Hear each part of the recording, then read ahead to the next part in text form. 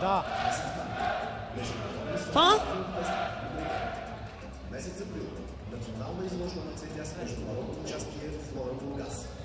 Месец юни. Национален конкурс за изпълнители на детски песни.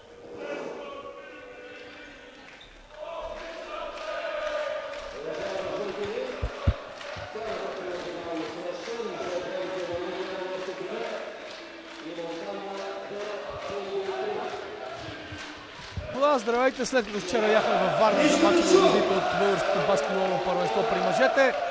Днес вече сме отново край морето, малко по-на юг в Бургас, заради втория полуфинал от турнира за Купата на България Леденика при жените.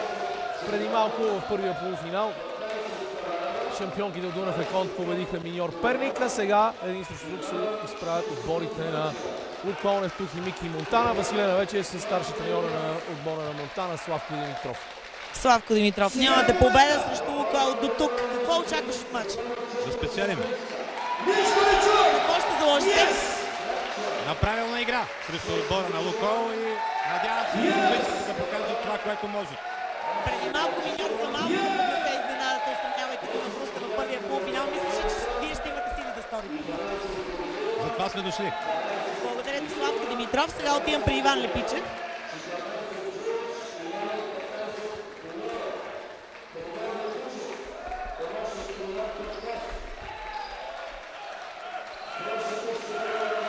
Домакините са взели тежка подкрепа от мъжки отбор на Лукол Академик в лицето на доктора Юли Белев. Ето го вече Иван Лепичев при Василена. Вади си дъвката Иван Лепичев. Учител срещу ученик, ти срещу Славко. Как мислиш да я карате?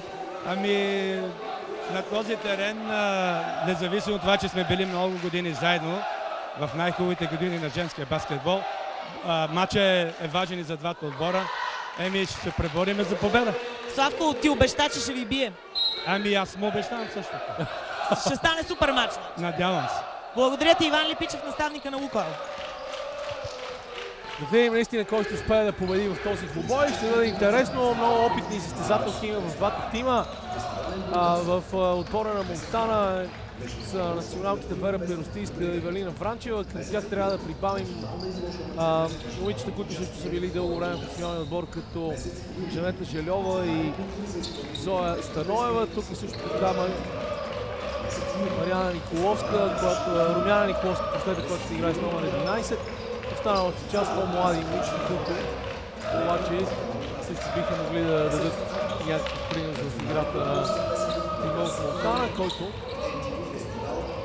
заедно с Миньор Перник е сред приятните изненади на женското първенство. Можем да кажем, че тази година и при жените имаме раздвижване, малко по-добри отбори. Естествено, Лукол Нефтохимик в ролята на фаворит с силен състав и с въпреки тази треньорска смяна, която изпрати Петко Маринов при мъжете, след като работи тук вече няколко сезона, сега Иван Лепичев е един от най-добрите треньори в историята на женския ни баскетбол. Така че ни очаква интригуващ двубой. Мен ще ни бъде много интересно да видя чужденките в футбола на Лукол Нефтохимик, също така да видя какво ще направят Силвия Певена, Йолска.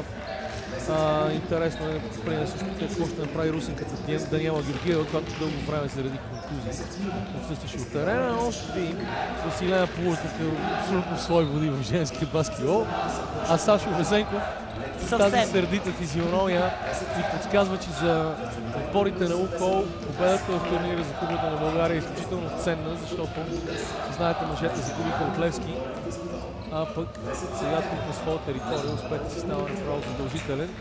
Имат шанс за реванш баскетболистите на Лукол Академик в четвъртък за Универсиада, която ще играят срещу Левски. Матч, който също можете да гледате по Българската национална телевизия, че новината на деня е, че човек, който виждате в момента в центъра на кадъра, президента на Федерацията Михаил Михов, днес подписа с испанския специалист Хосе Мария Босета 4 годишен договор за управление на женския национален отбор. Босета, който е дипломиран психолог и работи дълго време и като шеф на отдела по психология на Реал Мадрид, не само на футболния, но и на баскетболния мъжки отбор.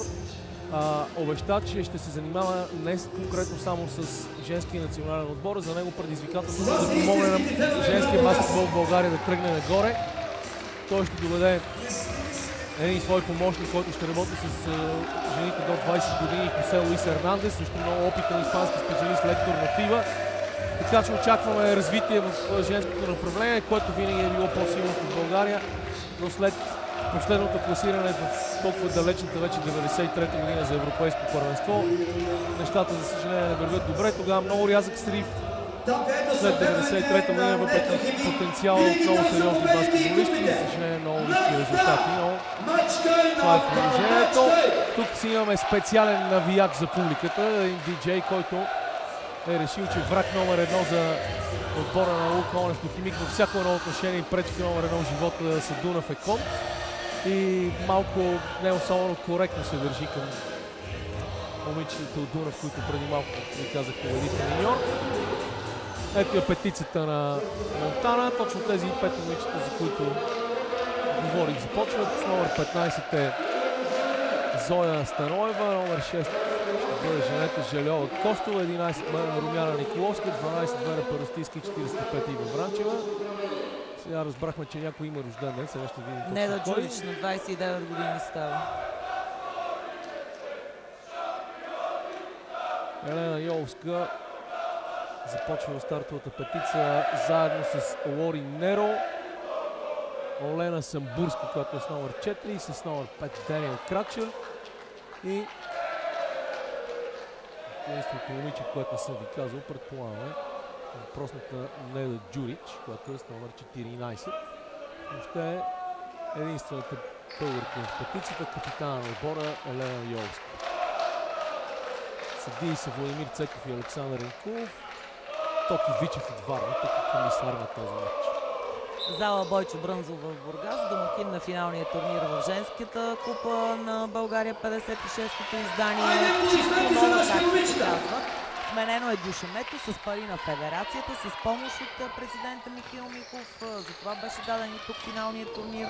Помните, за домакин кандидатстваха няколко града. Последната битка беше между Русе и Бургас. Спечелиха зала Бойчо Брънзов в Бургас. Казахме ви резултата от предишния матч, казахме ви, че Дунав Русе вече е на финал. Сега трябва да определим втория участник в битката за трофея. Един срещу друг Лукойл Нефтохимик и Монтана, втория и третия във временното подреждане на женския ни шампионат. Трябва да излъчат съперника на Дунав Русе, който е начало във временното подреждане. Монтана са с 6 загуби, няма победа срещу Лукойл до тук в сезона, а Лукойл паднаха пък от Дунав Русе при втория матч, водени от поелия поста от Петко Маринов, Иван Липичев, за когото стана дума и преди малко. Лори Неро, една от 5-те чужденки в състава на домакините, 2-0 за Лукойл.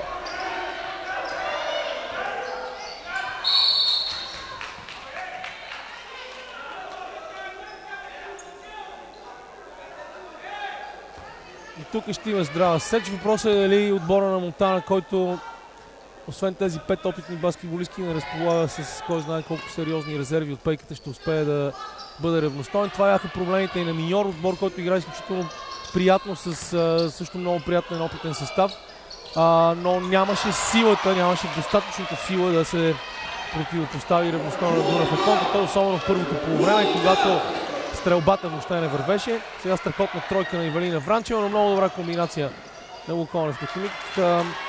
Кръчер не успя да хване топката, като Ивелина Вранчева. Хубава пресечка на Женета Желева, нямаше фаул срещу нея. И в крайна сметка топка за Лукойл Нефтохимик след този сблъсък под коша.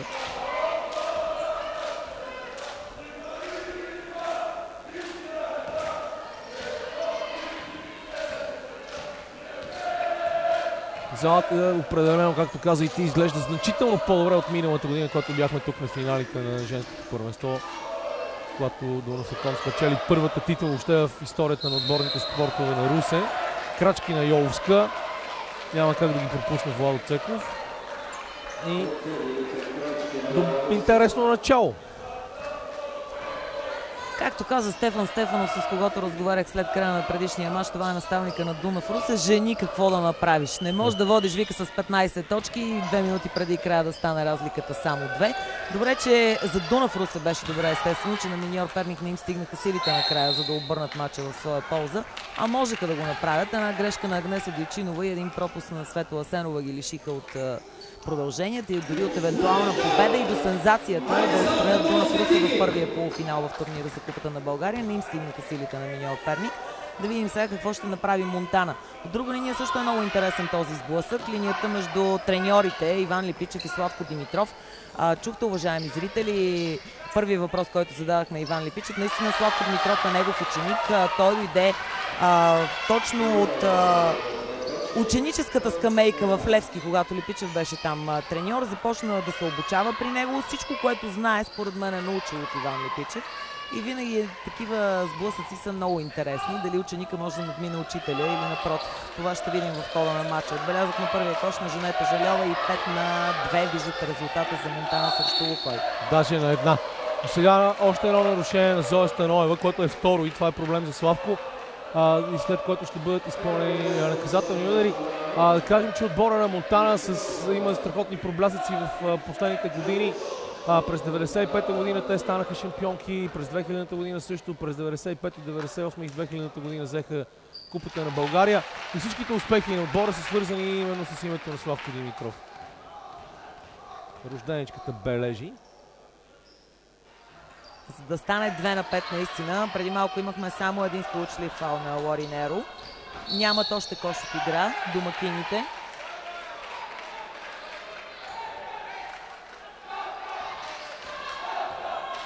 Наистина, освен че всички звезди на баскетбола в Бургас са тук, за да гледат мачовете, залата наистина е пълна, което ми харесва. Тук е и дъщерята на човека, чието име носи залата. Една от двете му дъщери, Албена Брънзова. О, чудесен пас! Браво! Браво на Румяна Николовска и първи кош на Зоя Станоева. За спазващите на Лука Нефтохимик. И виждате 7-2, един резултат болезнено познат от 17 ноември 1969 година. Мисля, че няма значение. И Недо Джурич карва сега, обаче първият кош от игра за домакините от Лука Нефтохимик. Може би след него темпото на игра малко ще се повиши. Хубав пробив на Зоя Станоева, отново великолепна асистенция и Желева належи. Много грамотна игра на отбора от Монтана в първите минути.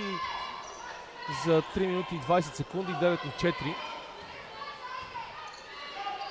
Средна възраст, както изчисли нашия режисьор Иван Зашев, 24 години и 4 месеца. Много млад състав на Монтана.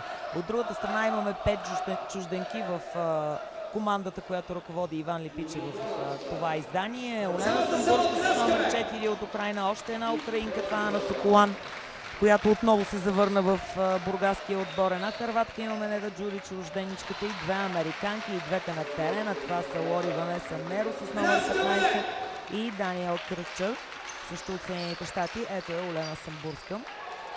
И тя не пропуска да задържи процента стрелба от линията на 50. Само 3 вкарани от 6 опита за домакините и само един кош от игра за 3 минути и 40 секунди. Ето и Румяна Николовска, много дълга стрелба. Двете джуджета, ако можем така да се изразим, в отбора на Лука Нефтохимик се сблъскаха за тази борба. Джурич, пазена от Зоя Станоева, заслон на Лори Неро, който пробива под коша, но паса на Джурич беше трагичен. Изпуснахме много добра ситуация.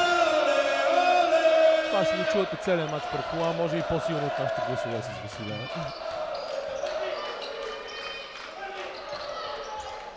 Пак хубав прехвърляш пас на Желева, но Зоя Станоева нямаше как да стреля от такава позиция. Отново Зоя от тройката. И бинго! Между другото, преди матча аз казах на Зоя, че нямам нищо против и в този турнир за купата да имаме поне една изненада. И тя ми каза за тебе какво ще изненада. И аз казвам, ако биете днеска Лукойл, тя вика, не изненада, ще бъде обратното. Ще видиш сега дали е била права. Между другото, двата тима се срещат и в събота на 4 април в матч от първенството. Така че две срещи между Лукойл и Монтана тази седмица в два различни турнира наистина. Браво сега! Желева и Перостишка пак в много добра комбинация. Изключително добре игра отбора на Монтана и няма начин Иван Липичев да не вземе този тайм-аут. принуден от развитието на двубоя след 4 минути и 41 секунди игра. И въпреки, че моя вече не толкова голям любимец диджея, който забавлява публиката, току-що заяви, че има случайности в този спорт. Аз не виждам никаква случайност в резултата 14-5, като видим това, което се случи на терена от началото на двубоя. Много добра отборна игра за Монтана, без индивидуални напани, бързо раздаване на топката спокойно и съвсем нормално имаме разлика от 9 точки.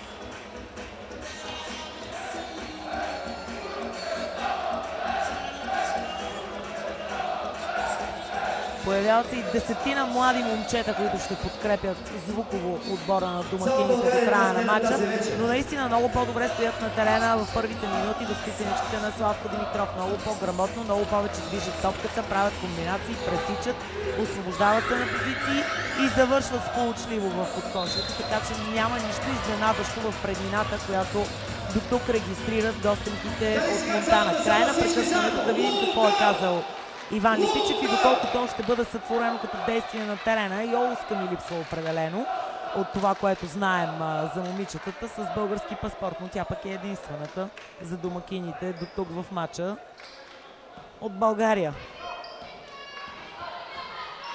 Да видим, 5 минути и 14, резултата виждате, атака за Лукойл.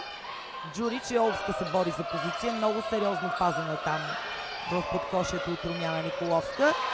И ето и още един кош от игра.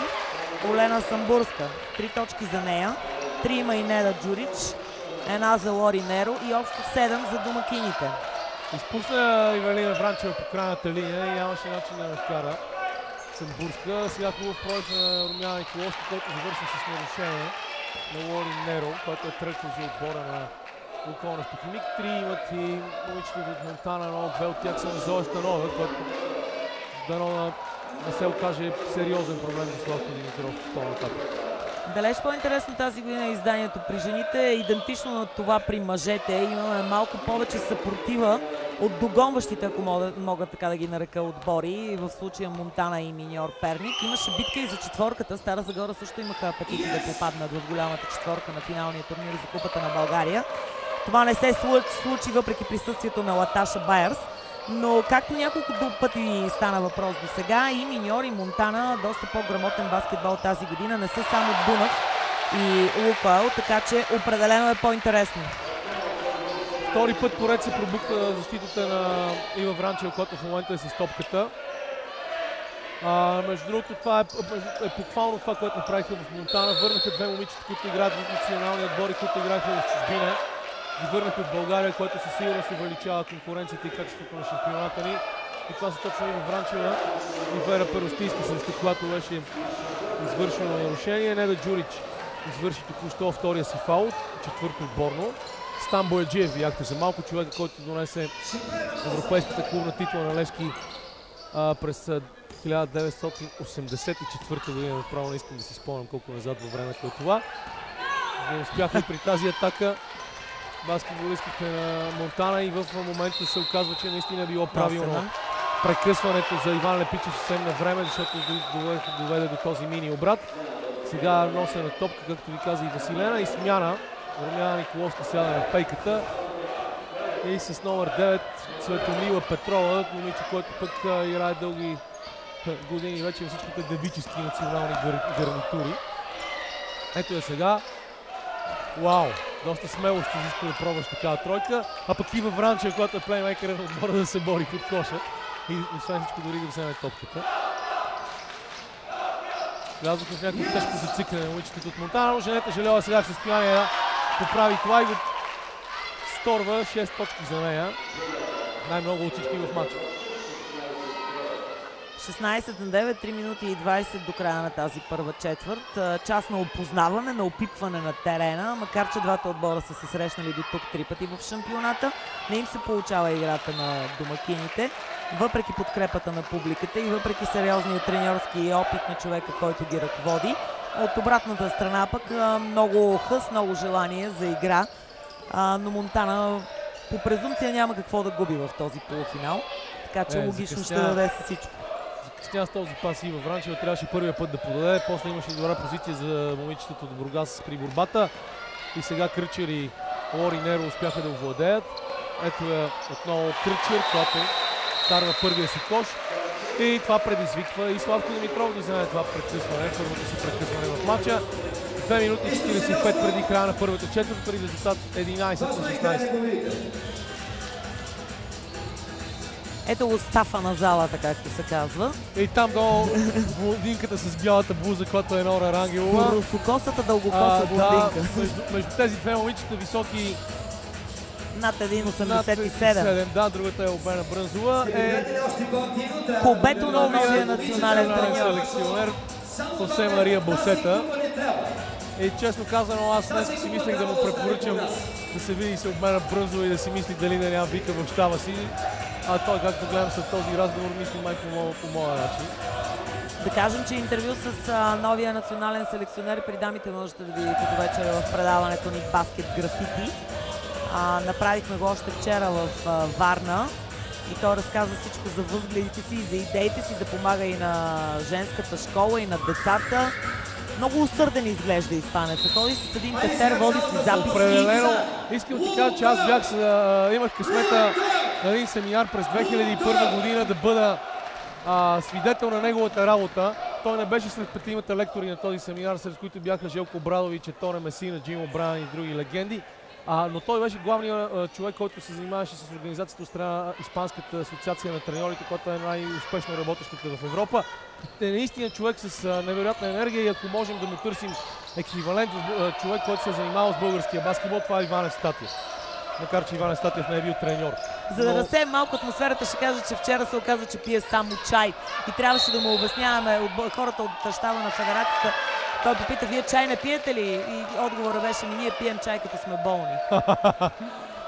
Той пие чай и вода и всяка сутрин бяга по 12 км. Първи фаул на Самбурска междувременно. Въобще наистина изключително интересна фигура и много приятен човек, ето го в средата на екраните и с мустаците.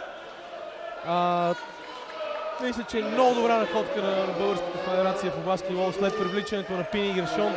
Сега и женския национален отбор да има такъв именит треньор, който 8 години е работил с женския национален отбор на Испания, има много богата кариера. Аз най-много аплодирам факта, че той е психолог. Нещо, което не се котира в България. Не мислим, че състезателите ни в който и да е вид спорт имат нужда от психология, от човек, който разбира от тези неща, но нещо, което е доказано в световен мащаб и това е нещо, което най-много ме радва. Жалко сега за двата фаула, които изпускат. 4 фаула поред изпускат баскетболистите на Монтана. 2 Румяна Николовска, сега 2 Зоя и това би направило разликата 9 точки. Тя в момента е само 5, 16 на 11.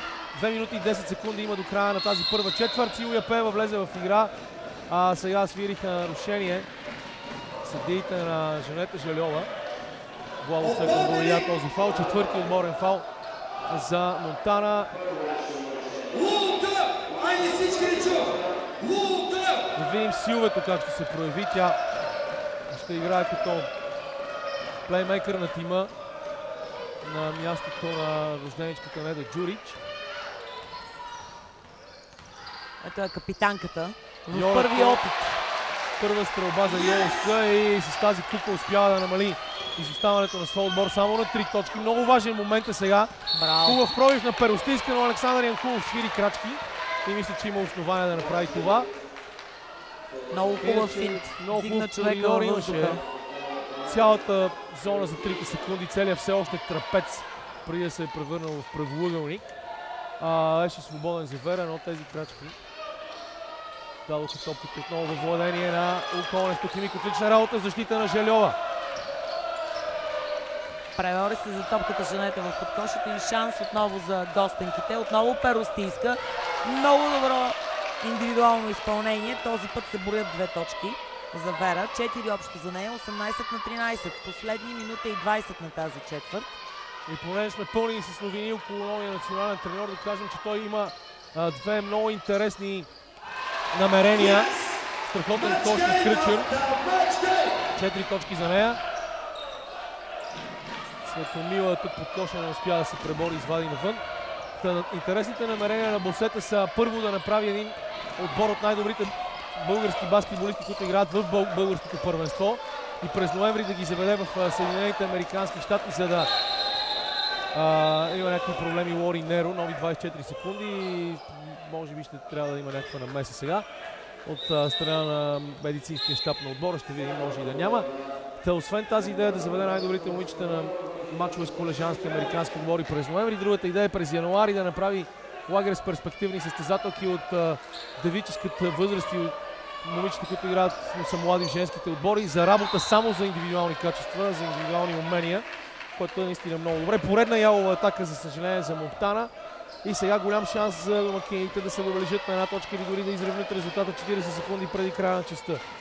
Смяна междувременно за Монтана. Върна се в игра Румяна Николовска. На пейката седна да си почине за Станоева. Последни 35 секунди на тази четвърт. Резултата го виждате отчетливо на вашите екрани.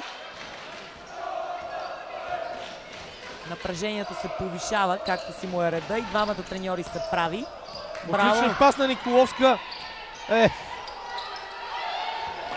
Лори Неро се пребори много добре. Не успя Светомила Петрова да вкара тази топка и шанс за домакините. Успяват да имат топката и ще владеят оставащите 10 секунди. Йолска. И ето това е изравняване, за което ви говорех. След като водеха с 9 точки в средата на тази четвърт, баскетболистите на Монтана допуснаха рязък срив в играта си и допуснаха резултата да бъде изравнен 5 секунди преди края на първата четвърт, след тройка на капитана на Лукойл против Елена Йонска. 18-18, малко реклама и се връщаме в зала Бойчо Брънзов.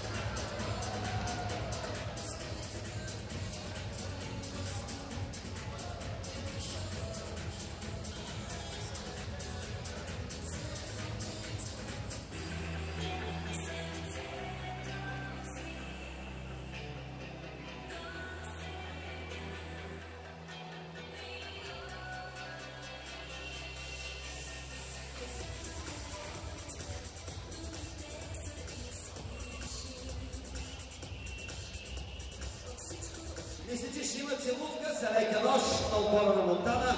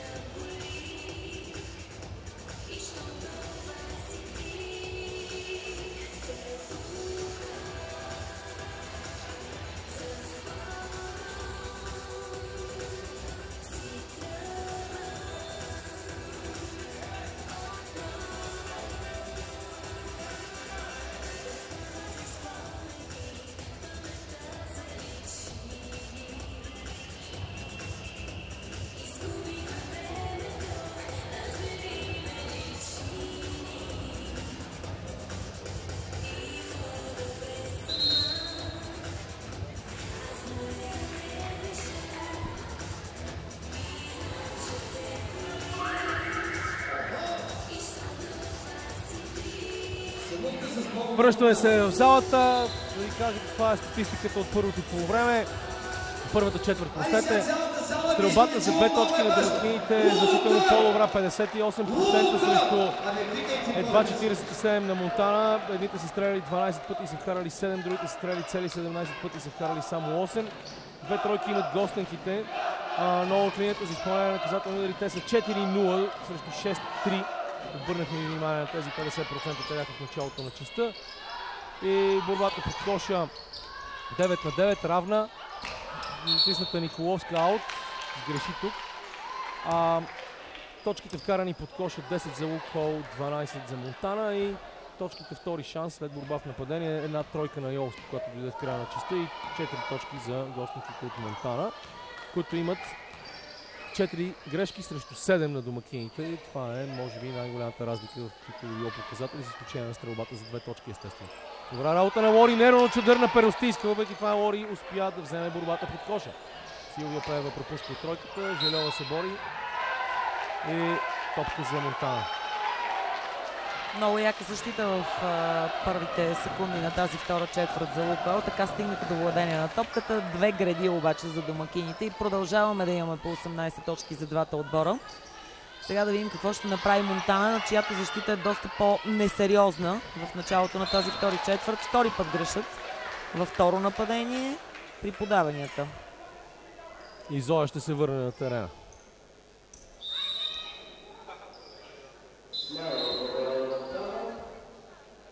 Светомила излиза. 6 точки за Желева, 5 за Станоева, 4 за Перостийска в първата четвърт.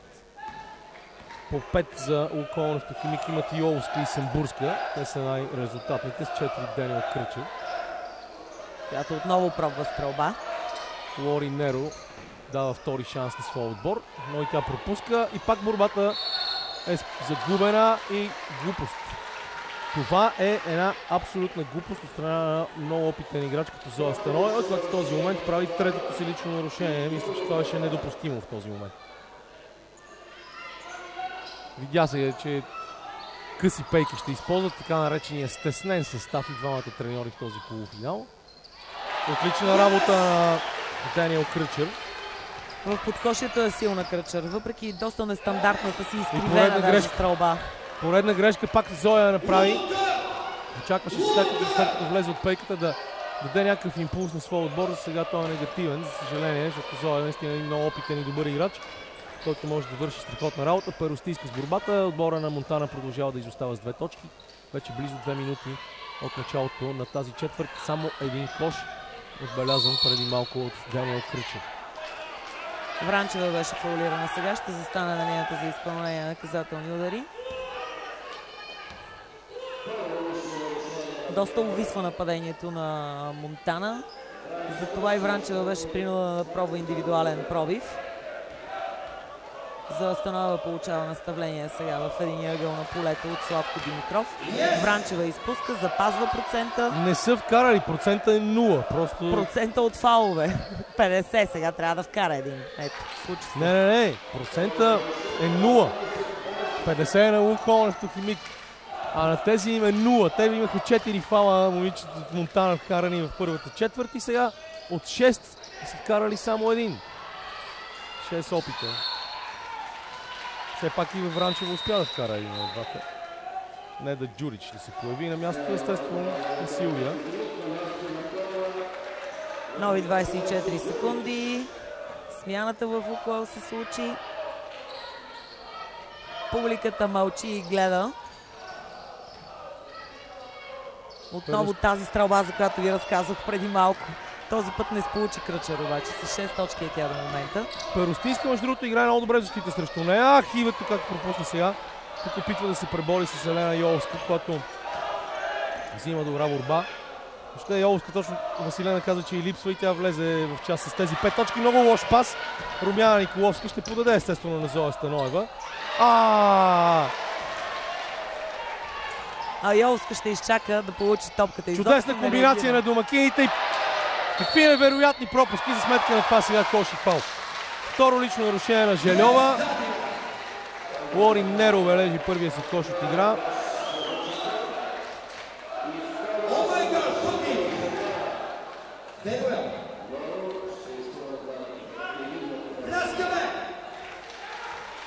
Неро с 3 точки шанс да ги направи 4.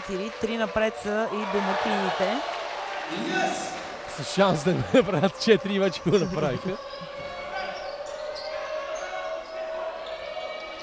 Нещо се сковаха монтанки. Силите им да не би да бяха само 10 минути. Спорна топка, тя ще е за Лукойл Нефтохимик. Зоя влезе като център, много напъната стрелба. Объркаха си функциите с 2 думи. Вранчева се бори под коша, взе вече няколко борби. Зоя атакува, играе като център. Перостийска стреля отгоре. Изобщо има някакъв проблем в нападението на Монтана. Сигурна съм, че Славко се опитва да реагира отстрани. Да видим кога ще се случи това. Браво пак на Йоловска, отлична работа тук. Както доказа и предишния двубой, 15 точки да стане разликата в полза на един от отборите. Нищо не е сигурно до последния съдийски сигнал. Лош пас на Румяна Николовска към Вера Перостийска и лекичка стрелба отляво за Самбурска, 7 точки за нея и естествено тайм-аут за Славко Димитров. Разликата стана вече 8 точки в тази четвърт. И секунди... 9-1. Секунди слава за диджея, който вече съм сигурна, че всички познават в залата. С изказвания от сорта на целувка за лека нощ ще получи Монтана. Това е истинското лице на Лукойл. И ако знаете какво ви чака утре вечер в Дунав Русе, и тъмна. Наистина привлича вниманието. Да, много спортсменски се държи. Ферплея не е застъпен явно в тази част от програмата, но рекламата се получава.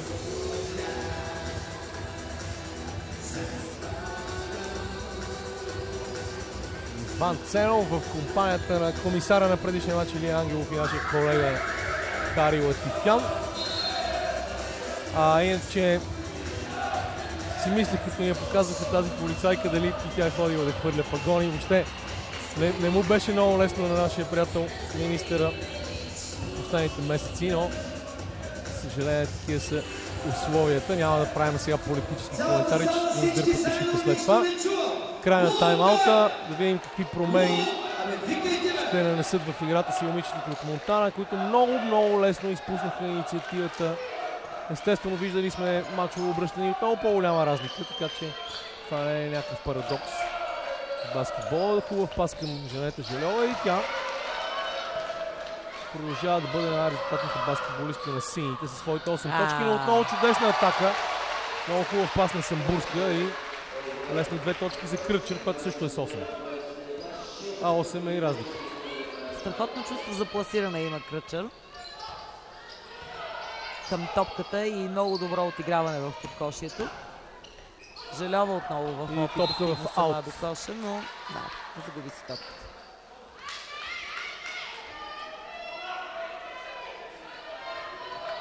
Шест минути до края на полувремето. Резултатът го виждате. Абсолютен подем за домакините, които се възстановиха бързо след лошото начало. Отново отворена позиция и Елена Йолска продължава. 10 точки за нея, втора тройка и 10 точки разлика в двубоя. 31 на 21. Двойка ли беше това според теб? Така показва съдията Александър Янкулов. Значи 9 точки. 31 на 21 и тройки от другата страна.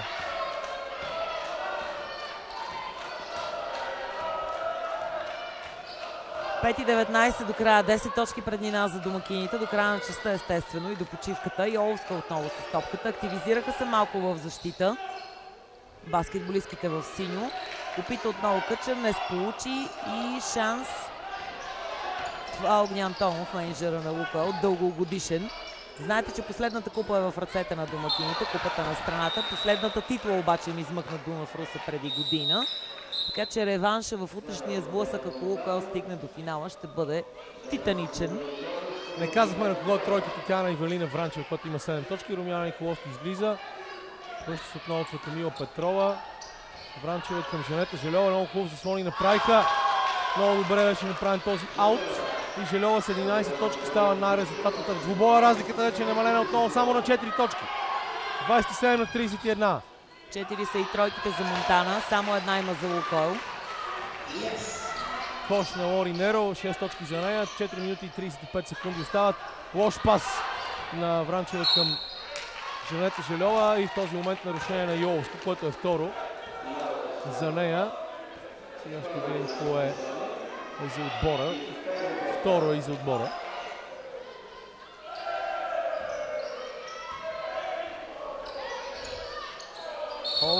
Вранчева като център. Неда Джурич е недоволна от решението на Александър Янкулов, защото това ще бъде нейният трети фаул и ще трябва да седне на пейката. Явно това е подход в нападенията, организирани от Монтана, и Вранчева и Зоя Станоева видяхме на няколко пъти да влизат ниско долу под коша и да получават топката като център, след като централните нападатели са освободили територията на трапеца. И до сега им работи тази схема. Тройка и след като Ива Вранчева убеждаваше Зоя, че трябва да излезе на тройката, за да й върне топката, Зоя направи точно това и 30-33, 8 точки за Зоя Станоева. Втора тройка и за Зоя, две има и Вранчева, една за Жанета. Отговора на Лука очакваме. Стъписаха се малко пред смяната на играта в защита на Монтана, момичетата от Лукол, но сега Самбурска сама. Закъсняха много в защита. 10 точки за Самбурски и отново 6 разлика. Много важна тройка от психологическа гледна точка, защото получаваш и веднага връщаш тройка, за да си върнеш същия аванс. Така че трудно нападение ни очаква за Монтана. Добър пас обаче към Перостийска, която обаче се натака на чадъра. От кръка на Зоя Станова иде за тази топка. Прав е Николов, няма никакъв спор по този въпрос. 3:34 до края на първото полувреме. Силвия Пеева ще организира това нападение. Петица е комбинацията, при която се разминават крилата, връща се обратно Йоловска и трябва да получи сама. На крилото също, обаче нямаше човек, който да слезе после долу като център. Все пак има някакво развитие тази комбинация и борба отново в нападение, но това е съмнение за крачки на Йоловска. 24 секунди в атака, няма кош, 3 минути и 9 секунди преди края на първото полувреме. Резултатът остава същия, 36 Луконов Техник, 30 Монтана.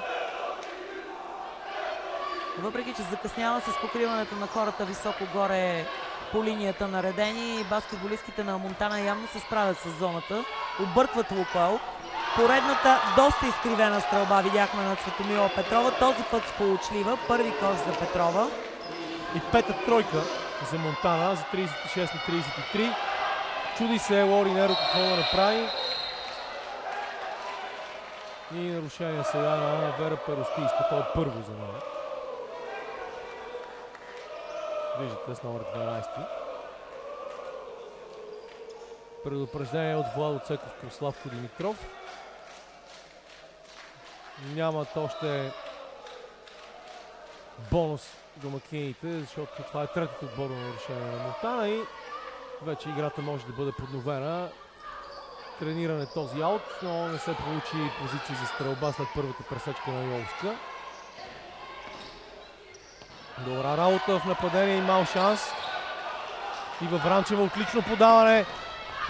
Към Зоя Станоева и чадър на Самбурска. Страшен чадър на Самбурска. Нещо, 1,73 висока Самбурска. Много рядко се случва на женски баскетбол да видиш такова нещо, но прекъсване сега и за Лепичи. 173 см Самбурска направи чадър. И то много як. Което е доказателство, че не е ръста, е най-сериозната предпоставка да можеш да демонстрираш това баскетболно умение, както се казва. Сигурно редовно гледа клипчето с чадърите на Леброн Джеймс в NBA. Застигна, доста бързо се оказа Самбурска, застигна Зоя Станоева и парира чисто стрелбата и все пак нападението на Монтана продължава. Ще да бъде хубаво след този много добър пас на Ивелина Вранчева. Зоя Станоева да отбележи. Разликата ще стане само една точка. Изостана Зоя в движението си, закъсня, трябваше много по-бързичко да тича, иначе светкавична беше реакцията на Ивелина Вранчева, която овладя топката в трапеца и я прати напред за нападението на Станоева. И в крайна сметка пък видяхме едно красиво изпълнение.